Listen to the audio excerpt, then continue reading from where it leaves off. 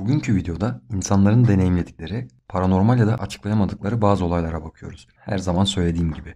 Bunlara inandığım ya da gerçek oldukları için değil, tamamen eğlence odaklı olarak hazırladığımı belirtmek isterim. Hazırsanız başlayalım.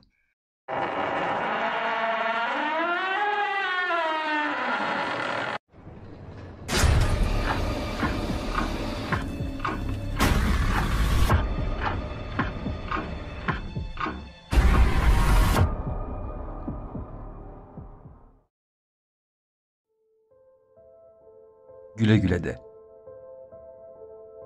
Nina DeSanto 2001'de soğuk bir cumartesi akşamı New Jersey'deki kuaför salonunu kapatmakla meşgulken müşterilerinden birinin dükkanın penceresinin dışında olduğunu gördü. Bu Michael'dı. Michael yıllar içinde Nina'nın en iyi arkadaşı olmuştu. Karısı Michael'ı üvey erkek kardeşi için terk ettikten sonra zor bir dönemden geçtiğini ve üstelik çocuklarının velayetini de kaybettiğini biliyordu. Nina onu neşelendirmek için elinden geleni yapmıştı.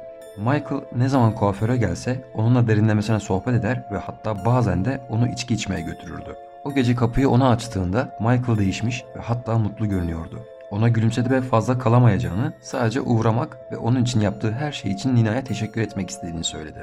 Biraz sohbet ettiler ve akşam olduğunda her biri kendi yoluna gitti.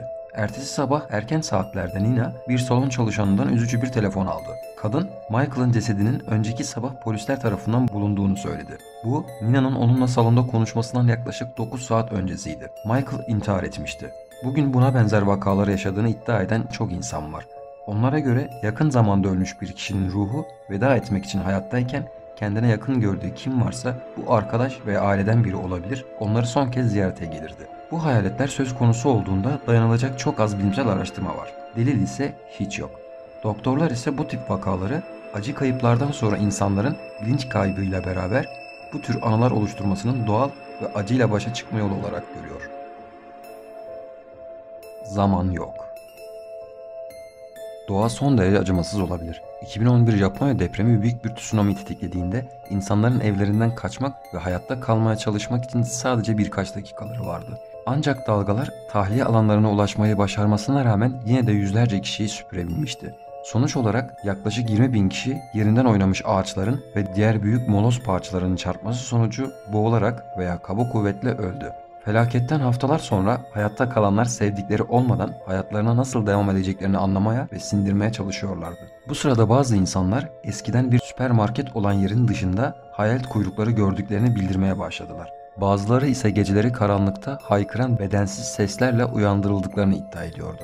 Shinichi Yamada ve iki çocuğu bir şekilde dalgalardan kaçmayı başardı. Shinichi daha sonra geniş bir alana yayılmış molozda bulduğu iki Budist heykelini kurtardı ve onları geçici evine getirdi. Her iki çocuğu da hastalanmıştı. Açıklayamadıkları bir ürperti hissi evlerini işgal etmişti ve içeri giren herkes bunu hissettiğini söylüyordu.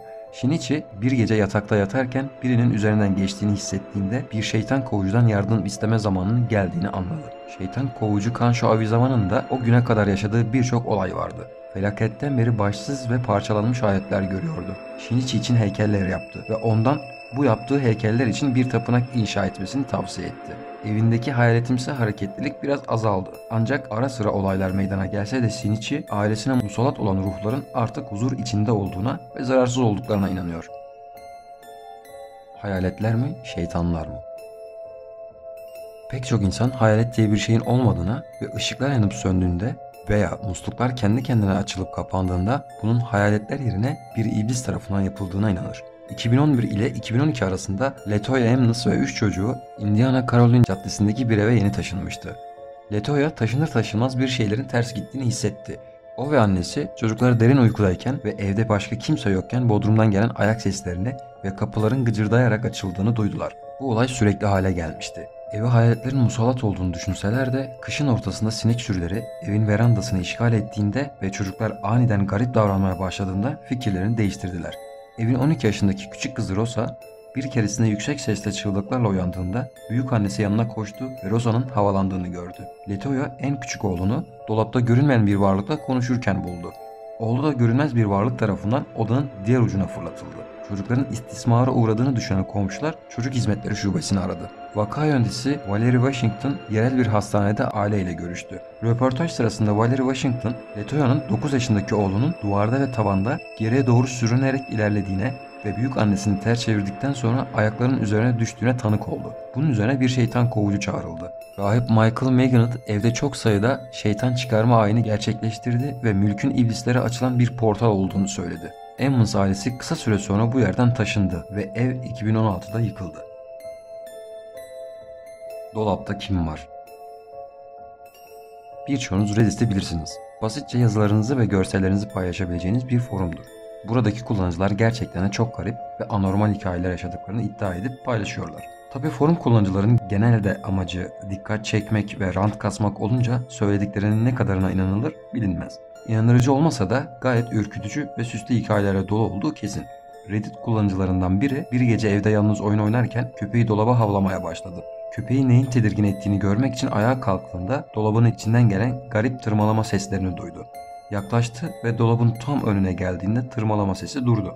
Oyununa geri dönmek üzere arkasını döndüğünde eşyalar dolabın içinde çarpmaya başladı ve yüksek bir çarpma sesiyle irkildiğinde şok oldu. Hemen dışarı koştu ve bir arkadaşından yanına gelmesini rica etti. Arkadaşı geldiğinde eve tekrar girip dolabın içini kontrol ettiler. Dolabın zeminine dağılmış giysiler ve askılar buldular. Ancak duvarlarda veya tavanda herhangi bir açıklık bulamadılar. Reddit kullanıcısı hala arada sırada bu tırmalama seslerini duyduğunu iddia ediyor. Danny. Dana Stewart 6 yaşındayken birkaç tane iyi arkadaşı vardı. Bunlardan biri oynamak için sık sık evine gelen Danny'ydi. Bir sabah Dana ve Danny'nin oyunları Danny'nin bademciklerini aldırmak için planlanan hastane randevusu yüzünden yarıda kesilecekti. Ertesi gün Danny bahçeye geldiğinde Dana yatak odasındaydı. Hemen annesine gidip Danny'nin geldiğini ve dışarıya çıkıp çıkamayacağını sordu. Annesinin verdiği tepki çok garipti. Kadın bir anda bembeyaz oldu. Sonra Danny'nin bir gün önce ameliyat sırasında alerjik reaksiyona girerek öldüğünü söyledi. Dana odasına koşup pencereden baktı ama Danny artık bahçede değildi. Yıllar sonra Dana, Oregon'da bir paranormal araştırma ekibine katıldı. Karşılaşmanın ölüm kavramına bakış açısını değiştirdiğine inanıyor. Ayrıca diğer olayda da anlattığım gibi ölenlerin sevdiklerini son kez olsun görmek için geri döndüğüne inanıyor. Başka paranormal videolarda görüşmek üzere. Kendinize güzel bakın.